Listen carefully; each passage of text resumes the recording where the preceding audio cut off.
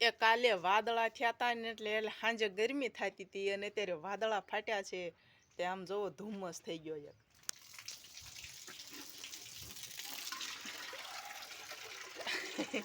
ગોખળ લેવી છે. ગોખળ લઈ લેવી ને તો ગાયું નીચે ટાઈટ ઓછી રહી. કોરું રહે ને તો ગાયુંને ટાઈટ ઓછી લાગે.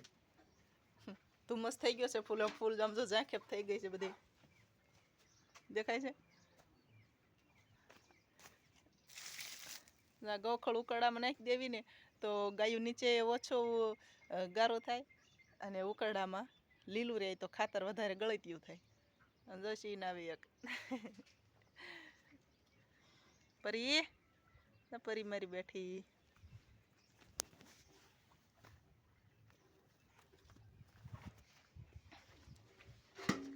પરમાર કૈલાસબેન ના જય શ્રી કૃષ્ણ.